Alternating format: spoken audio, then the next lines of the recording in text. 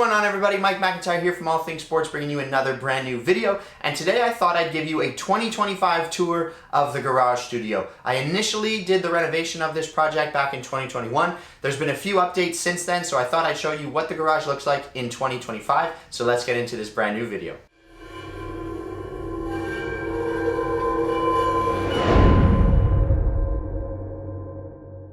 Alright guys, before we begin, you know the drill. Please hit the like button, hit the subscribe button, hit the bell notification, watch the entire video, and let's get into this brand new video. Alright guys, so this is my garage studio. This is a space where I do some of my filming. It's a space where I work on my bikes, detail my car, do all kinds of stuff, general house maintenance and yard work and that kind of thing. So let's take you on a quick little tour. I'll show you each kind of wall and I'll tell you a little bit about the updates, and we'll touch on some of the existing features, some of the big features in this garage that I put together back in 2021. There are some standalone videos that I can leave links to when I talk about certain projects, so I'll leave those up in the right hand corner if you guys want to check them out. But let's start on this wall over here. Okay, so we'll turn this over here. This is the boot wall, as we call it, and this isn't necessarily super new. There's a couple of new things.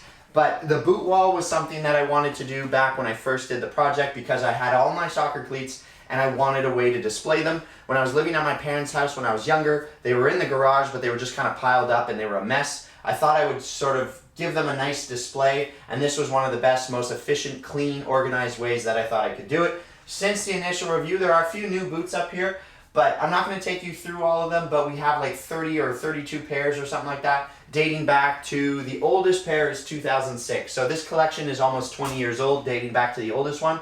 There are some shoes that I didn't keep when I was a kid. Some of them I wish I would have, but I only started collecting them when I was about 17. So that is my sort of boot wall collection. Again, I wanted a way to display them, easy to access, easy to grab them as I still play, and it was just a really cool feature that I wanted to have in the garage. Up above it is just a standard shelf. I keep my ski boots up there, I keep some skates, I keep some windshield washer fluid, just a standard shelf. I painted it black so that it would look good. Here's my hose bib here, and I've done this before. I showed this in the last video. There's a Y bracket here where I have one section of the hose feeding the pressure washer wall, which I'll get to in a second, and the other section of this Y bracket just as a bucket filler. This was an idea taken from Obsessed Garage. He has a dedicated hose spigot with a dedicated fancy stainless steel hose that fills his buckets when he's car detailing. I had an old piece of rubber hose. I cut it to fit this here. I made this for like $5. So my little hack, not nearly as expensive as his like $200 stainless steel hose solution,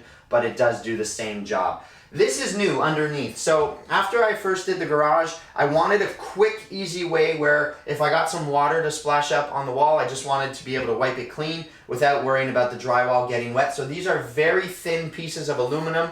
I think they're a 1/16 of an inch thick if I remember correctly. They're two 4x8 sheets. One is behind the pressure wall, the other one is laid horizontally here. And I just put this on the wall with basic screws to give it a clean look. Again, if water were to splash up, I can wipe it clean. I've got two little door protectors here for when I park the car in the winter. I open the door, I'm not worried about damaging the door or the paintwork. Underneath I have, this is probably new since the last one, I got some plastic conduit to run the hose through. It just keeps it clean, keeps everything tidy, it's not swinging about. So I have the hose that runs to the pressure washer wall running through plastic conduit. It's nice, clean, easily sort of controlled and kept clean. All right, let's just spin you guys over to the other section of the same wall. So in this red cabinet, I like this because it's only about 4 or 5 inches deep. So it fits on really, really nicely. Inside, I just keep some basic tools. I keep a couple of screwdrivers, I keep some pliers, a tape measure, a knife, my gun for the pressure washer detailing. This is a nice space. It keeps it hidden. It's nice and protected. So this is a nice little utility cabinet, and again, I like it because it's not very deep. It's only about 6 inches deep, and it fits in really nicely here. Underneath, I have a very basic bathroom rod with a couple of my detailing brushes. I got some hooks from Amazon, and they're very easy. And what I like about this is I can grab the brush super easily, detail whatever I'm going to detail, hang it up, and it can just drip and dry itself hanging on the floor. I don't need to worry about, the brushes staying wet or anything like that. Now, this is a new section in this video, at least. I've done a dedicated video talking about this very part of the garage studio, my pressure washer wall. This was something that I wanted to do originally when I first did the garage renovation, but I didn't have all the pieces yet, and I was just gonna build this over time. So this is, again, an Obsessed Garage idea. taking my pressure washer that I had and building a dedicated pressure washing setup here on the wall. This is fantastic. If you have a pressure washer, I highly recommend doing this. Part of the inconvenience of a pressure washer is the constant pulling it out, putting it away, undoing the electrical cord, getting the hose out, getting the pressure washer hose out, putting everything together, and then using it and then having to put it away. This is nice because it's completely stored and it's functional in this very setup here. So we have a pressure washer here. This is the Simonized. This is known as the Active VE52 in the US. Here in Canada, it's sold through Canadian Tire as the Simonized Platinum Series. I have an external electrical box right here that we wired when I built the garage, so the pressure washer is plugged into here. This is a 100-foot NTM hose reel with a 100-foot Cobra Jet gray hose. This is fantastic. It's got a locking mechanism. I can reel the hose out, use it. It's got more length than I need, so I never have an issue with the length of my driveway. I can wash a car. I can wash my neighbor's car, put it that way. The hose is so long. So this is fantastic. I never have to move the pressure washer. It's connected with a whip line here that's run into the pressure washer reel to the pressure washer, and it just works really, really well. I've got my dedicated wand holder here. Again, this is an Obsessed Garage idea. He charges like 250 bucks for this very fancy stainless steel piece. I got a piece of PVC pipe. It's like 2.5 inches in diameter. Cut it to the length I need, a couple of brackets, screwed it to the wall, and now my wand sits in this holster very easily. There's holes in the bottom so it drips through if there's any water in there, and it works perfectly well. Now, to connect the pressure washer with its water source, again, my hose bib is at the other end of the garage near the door like I showed you before. So I've run a piece of hose through plastic conduit, keeping it nice and neat, up to my garden hose reel here. Now this serves two purposes. If I need the garden hose or if I'm running a sprinkler, I can use it as a regular garden hose. It's on a Canadian Tire reel. But if I need the water source in the pressure washer, very easy. I've got a quick connect here. I can disconnect it, just reel this up, plug it into the pressure washer right here. Now I've got a water source. So it really is a nice solution without having a dedicated source of water for the pressure washer. I'm using one single source of water and I'm getting basically 3 functions out of it. Regular garden hose usage, pressure washer usage, and as a bucket filler. So I think it was a pretty smart idea in my opinion to use the single water source without having to rerun plumbing,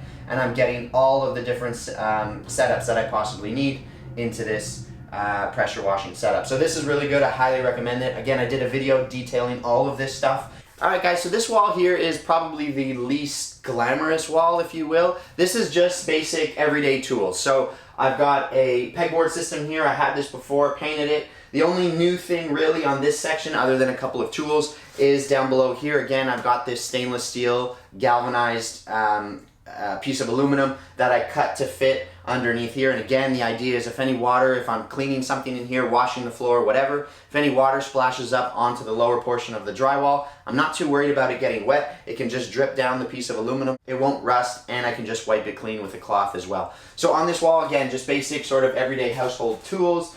So this little corner here, again, not too much has changed. A couple pictures here, We the North, you know, for iPhoto. This is sort of my bike gear, if you will, wall. I've got my wife's helmet, my son's helmet, things like that. So just the bike sort of section is here, which is really nice. And then in this corner, I've tucked in my golf clubs. They've always been there. It's a nice little sort of section where they're nice and clean and protected. I've got my ski helmet, some shoes in there for my golf shoes, and it's just a really cool setup. This is new that I wanted to show you. So up here, this is a little hack I did because I had a bunch of different sets of bike wheels. So I have my Hunt Carbon 50s, I have my Hunt Limitless, my wife has a bike as well. I have the original wheels that came with my Trek Damani. So I needed a storage solution for some extra set of wheels. So I went on Amazon and I bought these little, I guess they're vertical stands. So you could hang a bike from them. I'm not sure if I would trust the amount of weight, if I'm honest, but for a wheel, they're perfectly fine. So I was able to buy them in a set of 4.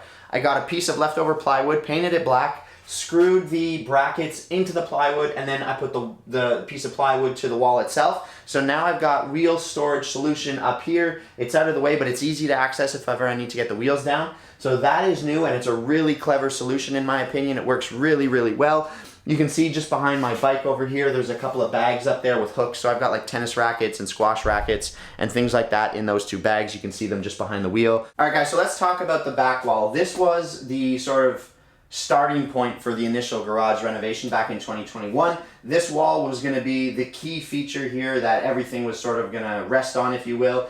I had to start with this wall because I wanted a storage solution for the 2 sets of winter/summer tires that we were going to have. I have a car, my wife has a car, we have to store the tires somewhere.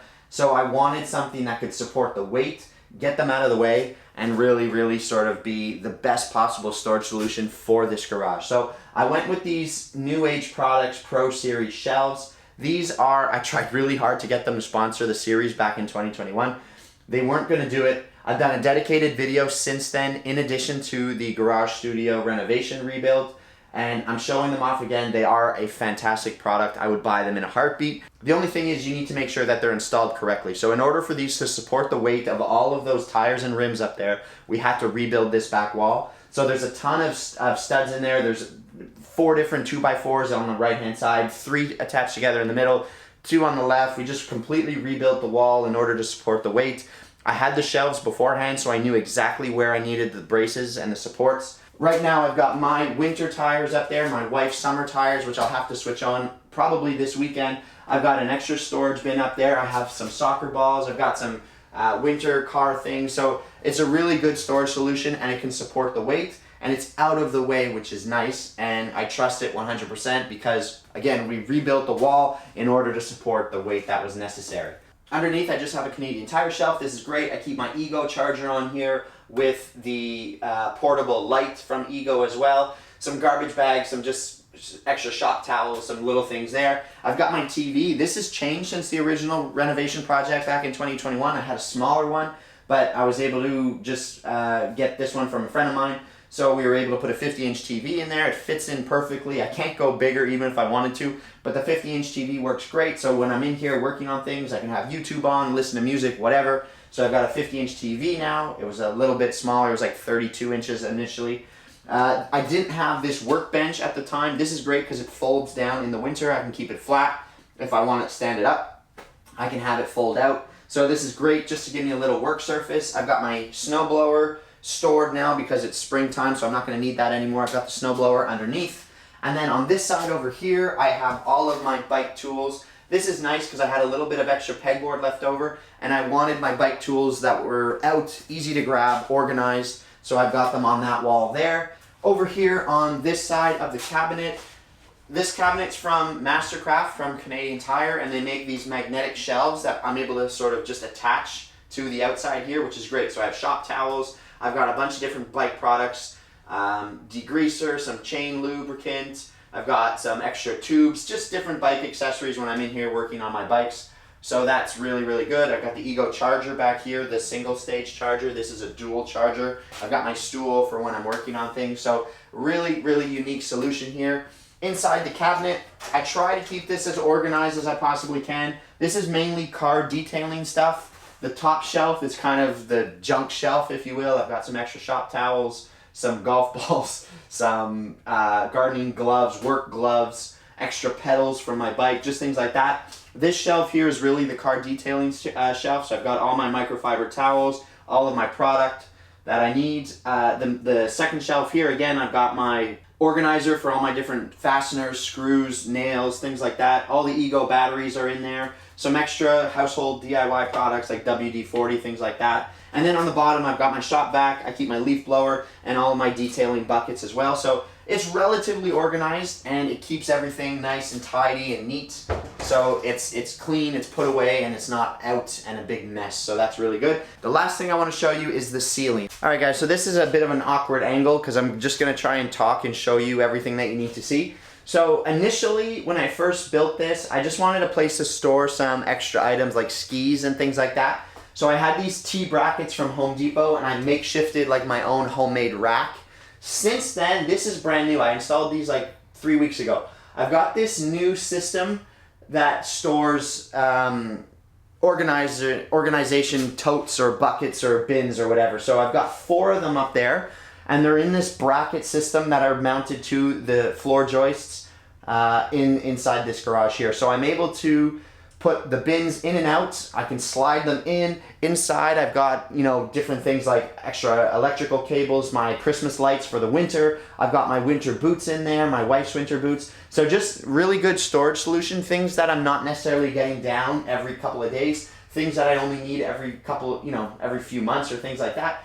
But it's a really nice storage solution, and everything that I had on the top rack, I was able to either store inside these bins or just fit on this side. Really nice storage solution. And the other thing is the lighting in here is not affected by it. So I've got a total of 8 LED lights. Each strip is like 36 inches long or something like that. So I've got 8 LED lights that are running off of a driver that I was able to mount above the garage door motor here. So I've got the lighting up here. This is fantastic lighting from American Green Lights. I would highly recommend them. If I was rebuilding a garage again for the price, I'd buy these again in a heartbeat. Jim was the person I worked with back in the day, and it worked really, really well. One other thing that's new is this extension reel right here. So this is fantastic. I absolutely love this thing. There's an electrical outlet up there for the garage motor, but it was only using one of the 2 plugs. So I figured, why not get an extension reel? I can mount it to the ceiling and use the other